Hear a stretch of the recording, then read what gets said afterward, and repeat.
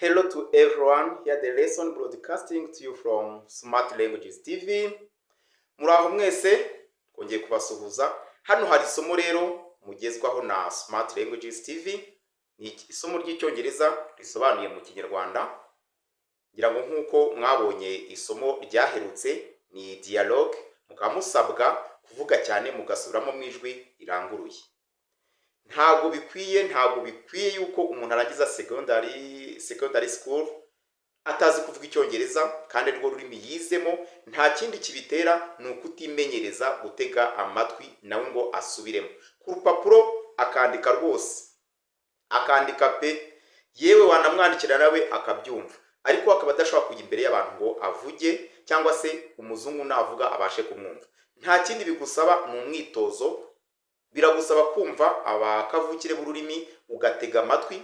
Haba hari amagambo yoroshye usanzwe uzi gukoresha, ariko kubera ko utimenyereje kuyaprononsa, kuyavuga neza nk'abakavukire, umuzungu yavuga iryo jambo ukumva rirakuyobeye kandi yaryandika ukarimenya. Nta kindi rero biri bugusabe, ni amagambo makeya uzi, gerageza nawe uyasubiremo wigana uko abakavukire bayaprononsa. Aha mbisubiremo, namwe muzi abantu benshi wamwandikira akabyumva, nawe rwose igitabo akaba yacyandika, ariko akaba adashobora kuvuga Icyongereza ngo wumva ari Icyongereza arimo kuvuga. Imbere y'umuzungu ntabe yabasha kucyumva. Uyu mwitozo rero nicyo uzabafasha gukemura utwo tubazo tuba turi mu ndimi. Bibaho ni ibintu bisanzwe kubera ko ntabwo uri kavukire w'urwo rurimi, ariko nanone kubimenya wabimenya n'abandi barabimenye. Ni iki bakurusha? Uri muzima, ibyo abandi bafashe nta bumuga ufite bw'umwihariko byatuma nawe utabimenya. Nta burwayi ufite, ni umwitozo wonyine biri bugusabe. Munyemerere rero murajya musubiramo kenshi, ukagerageza no kurya kuri za YouTube andi macano akoresha Icyongereza. Rwose cya kintu umva ukumva Icyongereza kiryoshye. Kuba wagira amakosa ukavuga nabi nubwo biba, ariko imbaraga uzashyiramo nizo zizatuma uva ku rwego rumwe ukagera ku rundi. Wowe rero utarakora like, share, subscribe igihe niki, mbibutsa ko amasomo y'Igifaransa muyakurikira kuri Smartness Mahwi TV, hano kuri Smart Languages TV mukazajya mubakurikira isomo ry'Icyongereza. Reka rero mbaho umwanya dukurikire, mufate ikayi mubanze mubyandike, mujye musubiramo murimo kubisoma. Buryo wiga ukoresha telefone nabyo n'ubunebwe, kuko irimo kwandika igihe cyose, ukandika ugasubiramo ukifata amajwi, uva ku rwego rumwe ukagera ku rundi. Reka twihute. What's your favorite movie? What's your favorite movie?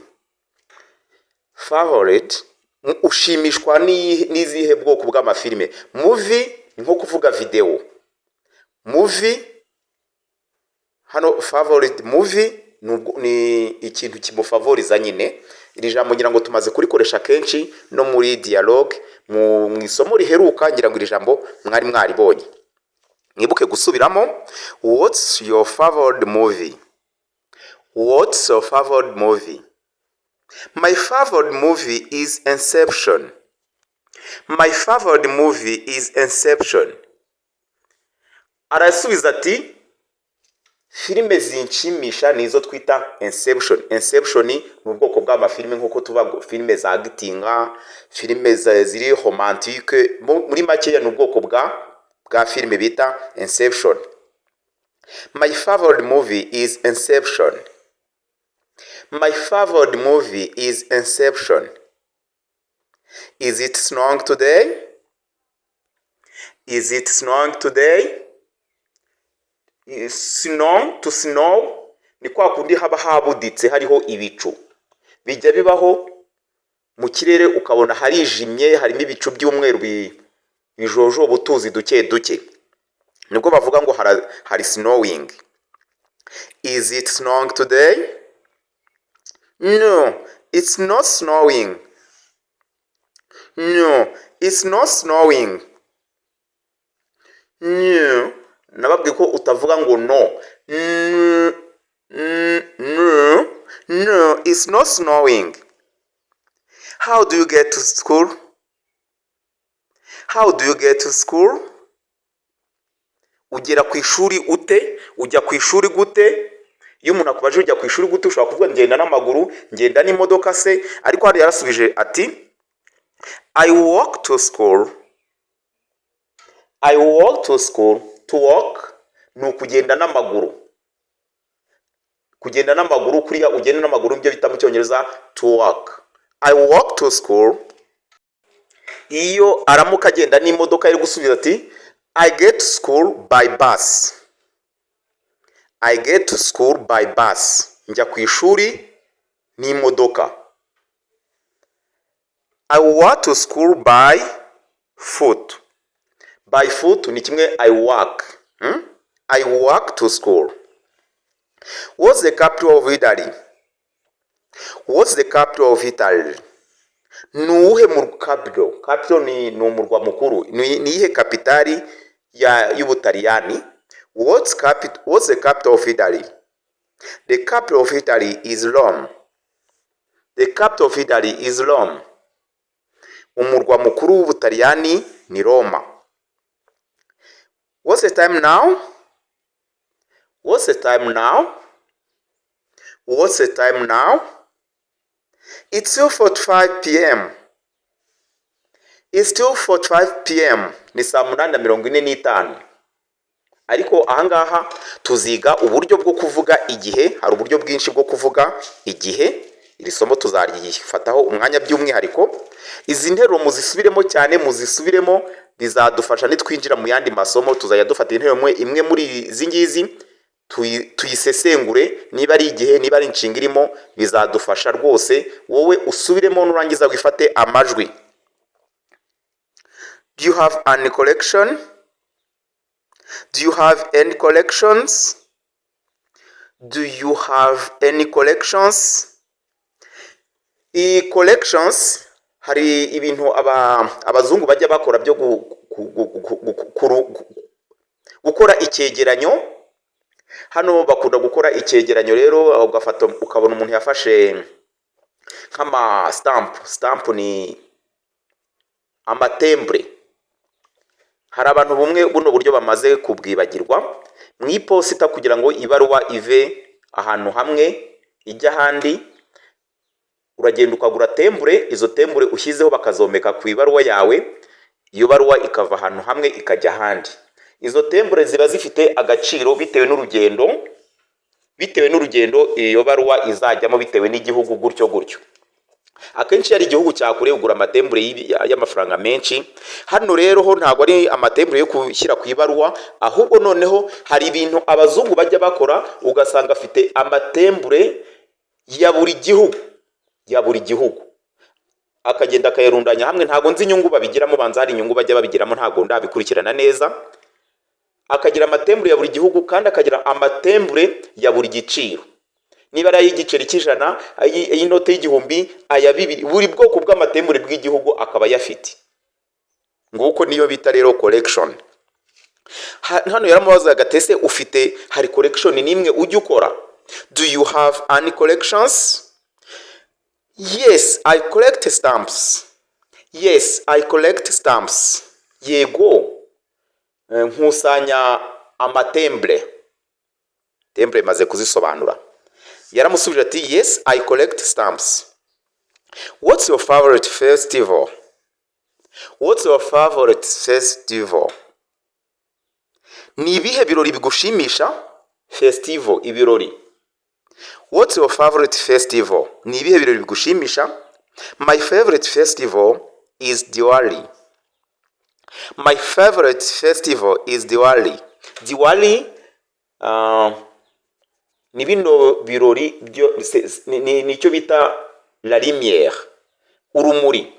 Mu bazungu bajya bagira igihe cyo kwizihiza urumuri, ko urumuri rwagarutse. Inaha muri Afrika ntago bihaba.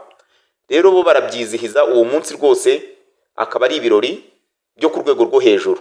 We rero yaramubwiye ati ibirori binshimisha nukongera kuboneka k'urumuri, bikunda kuba hagati mu kwezi kwa 10 no kwa 11 niba ntibeshye. Iraha rero muri Afrika ntago byo tubigira, ariko yaramubwiye ati my favorite festival is Diwali. Hano ushatse nawe washyiraho umunsi mukuru wawe. Ushobora kuvuga ati ngiye nkunda umunsi mukuru w'amavuko yanjye, nkunda ubunane, nkunda Noheli se. ndakeka nawe ufite festival igushimisha. My favorite festival is Diwali. Are you single? Are you single? Uri ingaragu? Uri umuseribateri? Are you single? Yes, I'm single. Yes, I'm single. Yego, ndi ingaragu. What do you study? What do you study? Wiga iki? I study computer science. I study computer science. Niga computer. Niga computer. I study computer science. How many people live in your house? How many? Ni kangahe? Ni abantu bangahe? How many? Bangahe? People bivuga abantu. How many people live? Kuba. To live no kuba. Ni abantu bangahe baba in your house? Mu nzu yawe? Mu nzu yawe haba abantu bangahe? How many people live in your house? How many people live in your house? There are 5 people in my house. Hari abantu batanu. There are ni ukuvuga ngo hari abantu. There are 5 people in my house. Hari abantu batanu mu nzu yanjye. There are 5 people in my house. Do you have bike? Do you have bike? Ufite igare? A bike ni igare. Do you have bike? No, I don't have bike. Oya, nta gare mfite. I don't have. Simfite. No, I don't have bike. What's your favorite subject? What's your favorite subject? What's your favorite subject? Subject ni isomo. Ni irihe somo ukunda cyane? Favorite subject. What's your favorite subject? My favorite subject is math. My favorite subject is math. Isomo nkunda cyane ni imibare. Math. My favorite subject is math. How long have you worked here? How long? Iyo babashe how long? Ni igihe kingana iki? Ukoze igihe kireshya gute hano? Have you worked here? Ukoze igihe kingana iki hano? How long have you worked here? I have worked here for 3 years. Nakoze hano mu gihe cy'imyaka 3. Hamaze imyaka 3. I have worked here for 3 years. I have worked here for 3 years. What's in your backpack? What's in your backpack? Ni iki kiri mu gakapu uhetse? Backpack ni agakapu kari abashyira mu mugongo. What's in your backpack? What's in your backpack? I have books and bottle in my backpack. I have books and bottle in my backpack.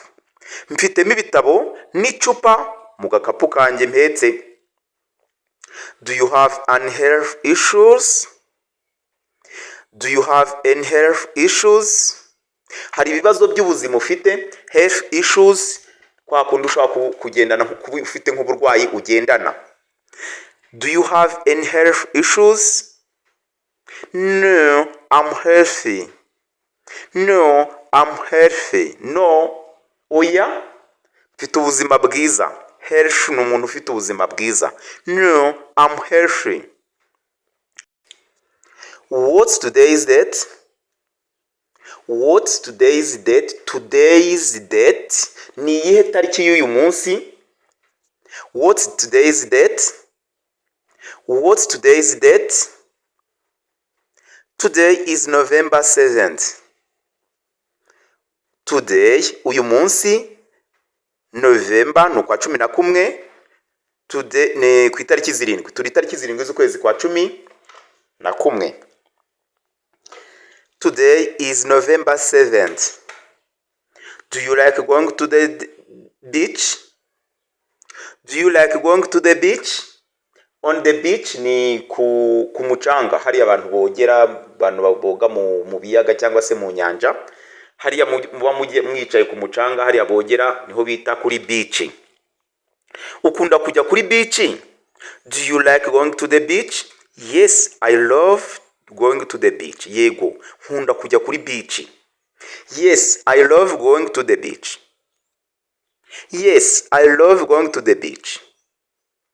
What's your favorite animal? What's your favorite animal? Ni irihe tungo ukunda cyane? Itungo rigushimisha ni irihe? My favorite animal is a cat.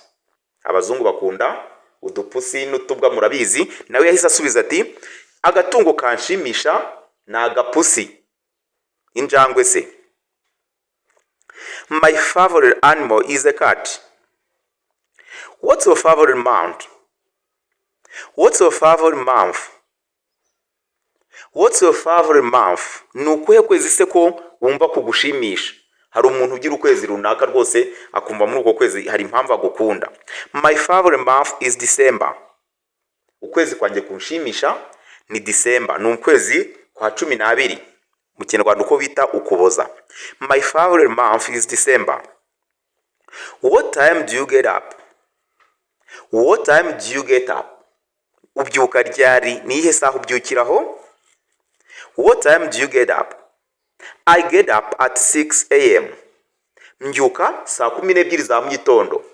Yari za nimugoroba bavuga PM. Yaba ari imbere za mu gitondo bakavuga AM. I get up at 6 a.m. Do you use diary? Diary ni karaga gakarine bita agenda. Ako bita agenda. Ukoresha agenda kare wuzuzamo gahunda zawe za buri munsi. Do you use diary? Do you use diary?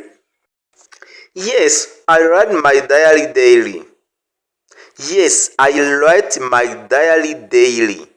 Yego, nandika muri agenda yanjye mu buryo bwa buri munsi. My diary ni agenda daily. Daily ni ikintu gikorwa cyisubiramo cya buri munsi. Nuvuga ngo buri munsi arayuzuza. Daily. Diary, agenda, daily cya buri munsi. Yes, I write in my diary daily. Yes, I write in my diary daily. Yes, I write in my diary daily. What do you do in the morning? What do you do in the morning? Ukora iki mu gitondo? What do you do in the morning? What do you do in the morning? I make coffee and read. I make coffee and read. Nteka icyayi, nkora ka cyayi, ubundi ngasoma. Coffee ni icyayi and read, to read ni ugusoma. I make coffee and read. Nkora gakawa nyine ka cyayi k'ikawa, ubundi nkasoma. How do you take your tea? How do you take your tea? Ufata icyayi cyawe se gute? Cyangwa se ukinywesha iki? How do you take your tea? How do you take your tea? I take my tea with milk. I take my tea with milk. Milk na amata. Mfata icyayi cyanjye hamwe n'amata, nkivanga n'amata. What do you have for lunch? What do you have for lunch? Lunch ni ifunguro rya saa sita. What do you have for lunch? Saa sita se urya iki? I usually have salad. Muri rusange, d'habitude, usually ni ikintu cya buri munsi. D'habitude, by'akamenyero. I usually have salad. Mu by'ukuri mba mfite buri gihe cyose mfata agasalade. What do you have for breakfast? What do you have for breakfast? Breakfast ni ifunguro rya mu gitondo cyangwa se rya saa yine, burya nayo ni breakfast. Breakfast se ufata iki? Urya iki? What do you have for breakfast? Usually I have cereals and fruit for breakfast. Usually buri gihe cyose I have cereal ni ibinyampeke. ibinyampeke ashobora kuba ari ikigori, ashobora kuba muri make cereal ni ibinyampeke. And fruit ni imbuto. For breakfast afata ibinyampeke n'imbuto nka breakfast. Usually I have cereal and fruit for breakfast. How long does it take you to get ready in the morning? How long does it take you? Bigufata igihe kingana iki to get ready? To get ready ni kuba warangije kwitegura mu gitondo. Bigufata igihe kingana iki kwitegura mu gitondo? It takes me about 3 minutes to get ready. It takes me about 3 minutes to get ready. Bimfata ikigereranyo about ntabwo uprecisa neza. Ni nk'iminota 3 nkoresha nkaba ndangije kwitegura. It takes me about 3 minutes to get ready. Igihe cyose urimo kwiga ururimi ntukajye wibagirwa gusoma ukifata amajwi ugatega amatwi ukumva uko nawe wasomye, bityo bigufasha kwikosora. Ikindi ugomba kumva audio. Ntago wowe wiga mu ishuri ikibazo gihari uyu munsi umuntu arangiza segonderi ukajya kubona ukabona mbere yuko niba agize chance agize amahirwe yo kujya hanze akabanza akajya kwihina mu rindi shuri ryo kuvuga Icyongereza. Ni ikibazo. Ni imyigire. Igihe cyose urimo kwiga ugomba kumva ama audio. Jya kuri channel z'abanative bakavukire bo mu Cyongereza utega amatwi, birabanza bikugore ariko uragerageza kumwigana. Uko uri bugerageze kumwigana shuti yanjye ni nako nawe uko wigana mwarimu niko bikujyamo, nta nubwo umenya igihe wabivugiye. Ujya kwisanga ukumva uri mu bandi bantu wavuga Icyongereza bakajya bumva uravuga neza, nawe ukajya wumva amagambo arimo kuza yisukiranya utazi aho avuye bitewe na ya myitozo ugenda ukora. Kwiga ururimi ni uguhozaho. Wowe utarakora like, share, subscribe ye niki umugisha wundi ntukuraho wawe. Iri somo niba rigushimishije urisangize abandi. Birashoboka yuko waba nta Cyongereza cyinshi uzi, ariko niyo wavuga amagambo abiri mu Cyongereza gerageza kuyavuga neza. Si ururimi rwacu kavukira, ariko umwitozo umwanya uzabiha nshuti yanjye rwose mbabarira ndabigusabye, biha umwanya usubiremo inshuro nyinshi wifata amajwi. Reka dusome, nabwo uragerageza gusoma nkanjye ndetse no kundenza. What's your favorite movie? What's your favorite movie? My favorite movie is Inception. Is it snowing today? No, it's not snowing. No, it's not snowing. How do you get to school? How do you get to school? I walk to school. I walk to school. What's the capital of Italy? What's the capital of Italy? The capital of Italy is Rome. The capital of Italy is Rome. What's the time now? What's the time now? It's 2:45 p.m. It's 2:45 p.m. Do you have any collections? Do you have any collections? Yes, I collect stamps. Yes, I collect stamps. What's your favorite festival? What's your favorite festival? My favorite festival is Diwali. My favorite festival is Diwali. Are you single? Are you single? Yes, I'm single. Yes, I'm single. What do you study? What do you study? I study computer science. I study computer science. How many people live in your house? How many people live in your house? There are 5 people in my house. There are 5 people in my house. Do you have bike? Do you have bike? No, I don't have bike. No, I don't have bike. What's your favorite subject? What's your favorite subject? My favorite subject is math. My favorite subject is math. How long have you worked here? How long have you worked here? I have worked here for 3 years. I have worked here for 3 years. What is in your backpack? What is in your backpack? I have books and bottle in my backpack. I have books and bottle in my backpack. Do you have any health issues? Do you have any health issues? No, I'm healthy. No, I'm healthy. What's today's date? What's today's date? Today is November 7th. Today is November 7th. Do you like going to the beach? Do you like going to the beach? Yes, I love going to the beach. Yes, I love going to the beach.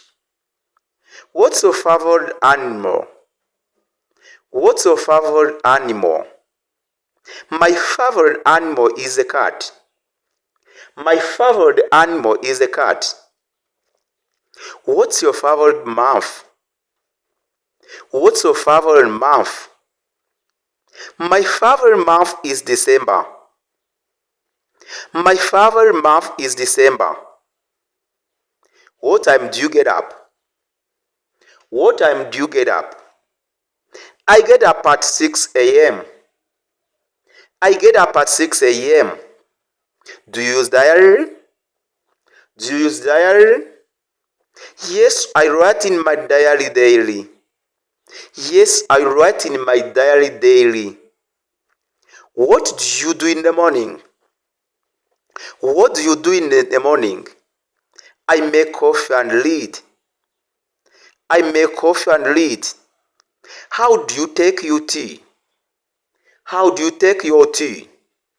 I take my tea with milk. I take my tea with milk.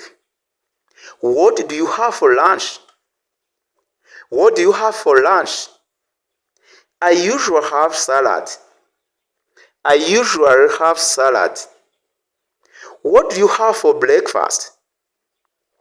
What do you have for breakfast? Usually I have cereal and fruit for breakfast.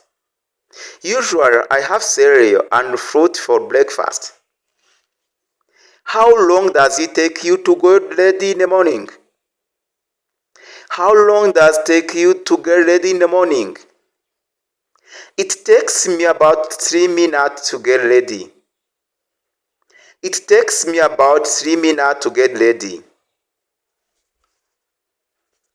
Thank you for watching. Don't forget to like, share and subscribe. Mwakoze cyane kudukurikira.